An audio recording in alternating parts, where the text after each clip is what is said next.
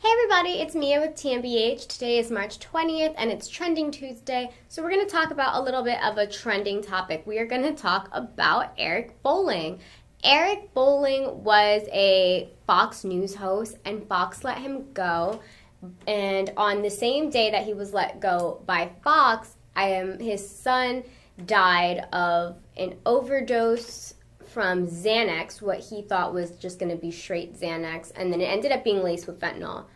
I mean, apparently his son was smart enough to recognize, I guess, like within the first, like, he had been an avid drug user, because I guess even his friends, like everybody at this kid's college knew, like, this kid was a big-time partier. He was a fan of ecstasy, he was a fan of Xanax, he was a fan of cocaine, he was a fan of marijuana, he was a fan of alcohol, he was a fan of Percocets. Pretty much all what his friends described, that he wasn't like, apparently he had tried heroin before, but that he was mostly into what they called college drugs, which is like a really, drugs are drugs. Like, I mean, it doesn't matter if you're in college taking drugs or if you're like out of high school taking drugs, or if you're like just, I don't know, like out of it and you taking drugs. Like, there's no such thing. Nothing about him being in college made it like better. Like, it's not like, oh, he was only into college drugs though. Like, college drugs are just drugs that you're just like, I don't know why there's even the point of calling them college drugs. They're still drugs. They will still kill you. They still have the same impact on you. So like, whatever. Anyway, so his friends knew that he was like this big time partier, and apparently his like dad was his best friend, and so his dad had been going through some things with his job, and that was taking a little bit of a toll on Eric Chase, who is the son. And called the dad. Like, the dad's name is Eric as well, Eric Bolling as well, but we'll just call him Eric, and we refer to the son as Eric Chase. So Eric Chase was like really into like his dad and what his dad did, and so like, when his dad lost his job, like, he basically lost this thing that Eric Chase had been very, like, he'd pretty much, like, idolized.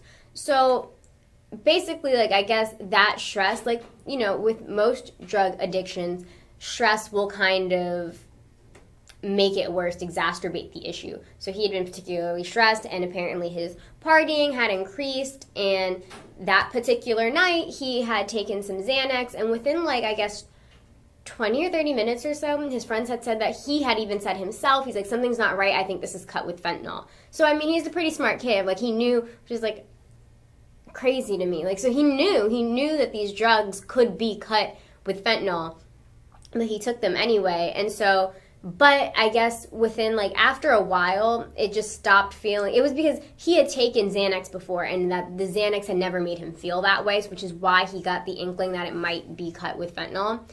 But then, like, I guess people tried to calm him down, and then, like, some time had passed, and, like, I guess it kind of subsided. Some of the, like, issues had subsided. So then he went back. He had told, like, the friend that he went to do the drugs with, he's like, okay, I'm going to go and hang out with my girl. So he went back home. He went to go see his girl. And I guess, like, he had offered her cocaine and perks.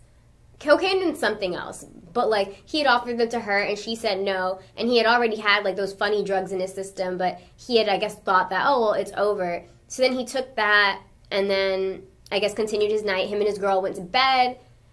She woke up in the morning. She claims that he was still breathing, that she recognized him as still being like alive, and then she tried to call him throughout the day and he didn't answer, and then that's when she thought things were weird, so she went back and that's when she found his body.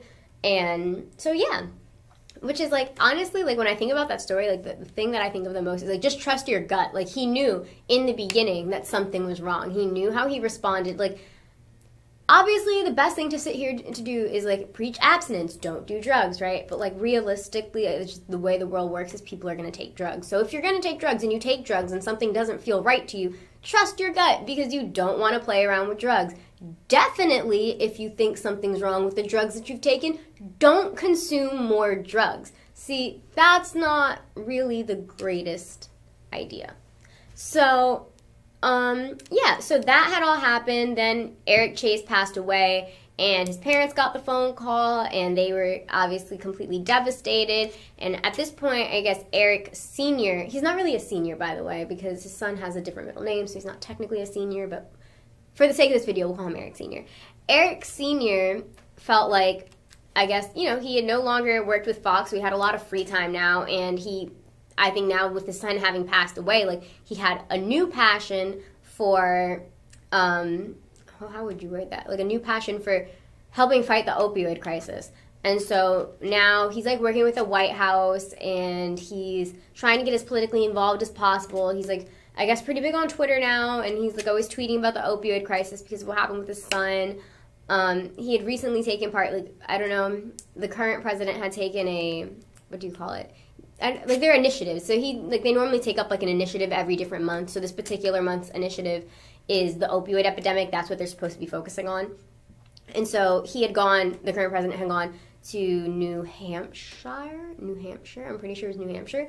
Yeah, New Hampshire, where he kind of unveiled some of, like, what he had been working on, and Eric Chase had participated, Eric Sr. participated in, like, this conference call with some top advisors. So he's been, you know, working on that just to get the message spread and to try to help end the crisis that took his own son's life. And so, yeah, that is pretty much the story of Eric Bolling and his son, Eric Chase.